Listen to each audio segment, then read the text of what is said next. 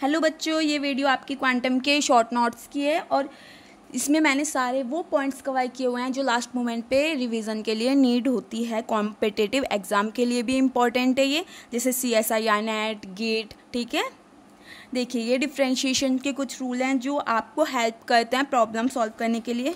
Trigonometry, then integration. इसमें complete quantum मैंने लिखी हुई है, जैसे भी हो सकता है, वेरी शॉर्ट नोट्स में बनाए हुए हैं। अगर आपको क्वांटम की ये पॉइंट्स सभी समझने हैं तो आप चैनल को सब्सक्राइब कर लीजिए, उसमें आपको सभी टॉपिक्स समझा दिए जाएंगे इन डिटेल वीडियो। ये नॉर्मलाइजेशन है वेव फंक्शन का, कितनी बेसिस पे होता है। ये ऑर्थोगोनैलिटी के कुछ बेसिक रूल हैं जिन पे क्वेश्चन बन जाते हैं 4 मार्क्स में और 2 मार्क्स में on this statement basis. Orthonormality हो गया, ऑपरेटर्स हो गया, addition, multiplication, linear operator, commutative operator, eigenvalue, eigenfunction क्या होता है। ठीक है, हर्मिशियन प्रॉपर्टी ऑफ ऑपरेटर्स। ये जो लास्ट टाइम पे रिवीजन की नीड होती है उस टाइम आपको ये नोट्स रिवाइज करने हैं, बहुत ज़्यादा हेल्पफुल रहेंगे।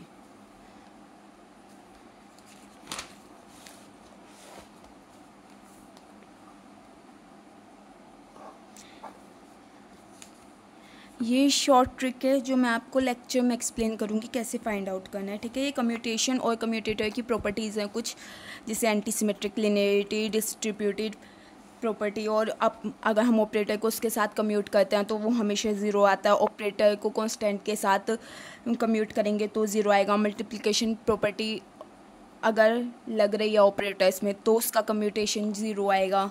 ये हर्मिशियंस का हो गया।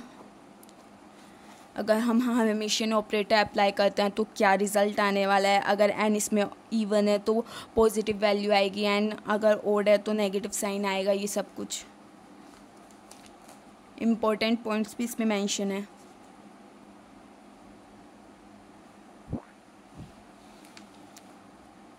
ये particle in 1D box, de Broglie wavelength, इससे क्वेश्चन आ जाता है इजीली इस फॉर्मूले से।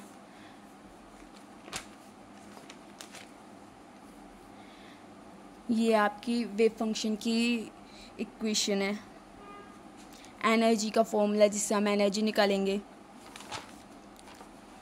एवरेज वैल्यू, एक्सपेक्टेशन वैल्यू, ये कैसे अप्लाई करना है ये सब कुछ मैं आपको वीडियो में समझा दूंगी। ठीक है, पार्टिकल इन 2D बॉक्स की सारी इक्वेशन ये रही। एनर्जी निकालने के लिए ये फॉर्मूला यूज़ करना है, डिजेनरेसी निकालने के लिए ये फॉर्मूला। और हाँ, सिर्फ इन्हें याद करके डिजेनरेसी मत लिख देना, समटाइम्स एक्सीडेंटल डिजेनरेसी भी आ जाती है जिसे मैं वीडियो में एक्सप्लेन करूँगी। Particle in 3D box, degeneracy, इसमें भी एक्सीडेंटल डिजेनरेसी इंट्रोड्यूस हो जाती है।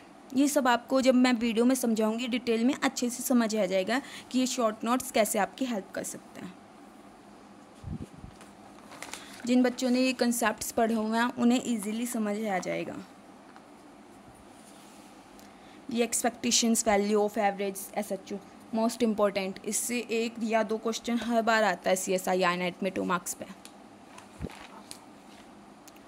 2D box, 2D SHO, simple harmonic oscillator SHO। ठीक है, उसकी एनर्जी कैसे निकालनी है, डिजेनरेसी, सब कुछ है 3D बॉक्स के लिए। देन ये बोहर एटॉमिक मॉडल के कुछ फॉर्मूलाज हैं, रेडियस कैसे निकालनी है, अगर हाइड्रोजन लाइक एटम है। इस टाइप से आप देख सकते हो energy, ionisation energy, velocity, atomic spectra of hydrogen, hydrogen like species, quantum mechanical treatment. ये डिटेल में हम अपनी वीडियोस में समझेंगे। ये मोस्ट इम्पॉर्टेंट है, इससे आप ऑर्बिटल्स के साइन निकाल सकते हो कि dx थी, dy थी, dz थी। ठीक है,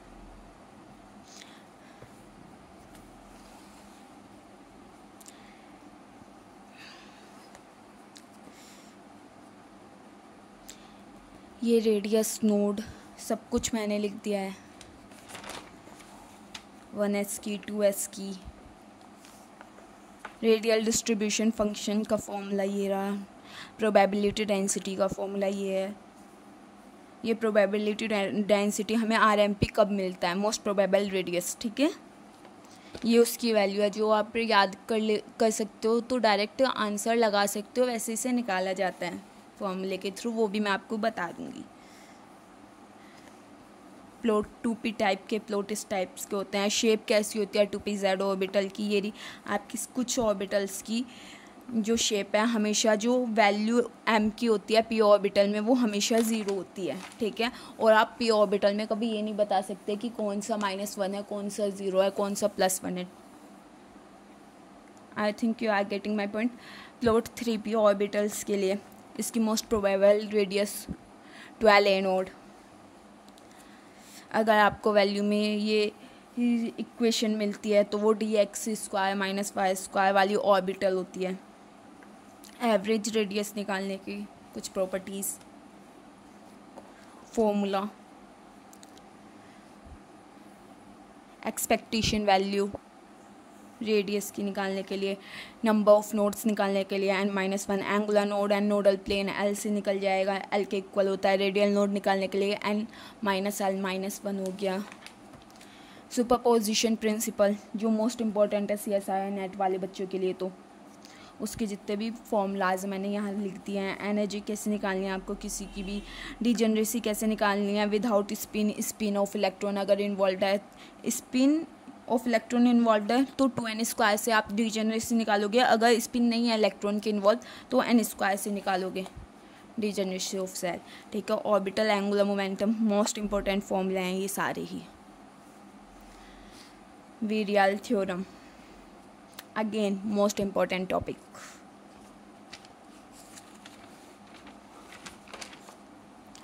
perturbation theory,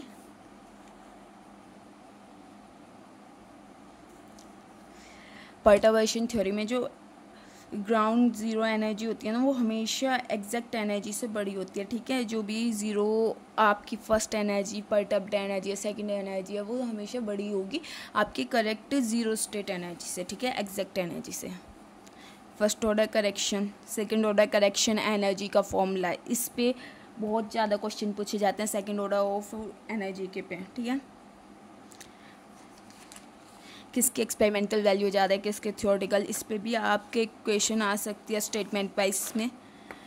वेरिएशन मेथड के कुछ एग्जांपल, कुछ formulas, total spin angular momentum, spin orbital, fermions, ये सभी आपके इम्पोर्टेंट रिवीजन फॉर्मूलाज हैं। आप चाहें तो एक कॉपी में नोट डाउन कर सकते हैं लास्ट टाइम के लिए,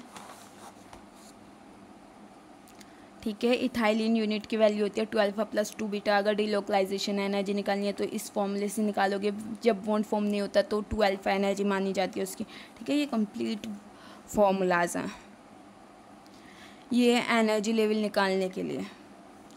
मैंने वैसे एनर्जी लेवल यहाँ पर लिख दिया है कि किसकी एनर्जी कितनी होती है, लेकिन अगर आपको ये एनर्जीज़ नहीं पता है इन्हें कैलकुलेट कैसे करना है तो आप इन फॉर्मूलाज से कैलकुलेट कर सकते हैं एनर्जी डायरेक्ट।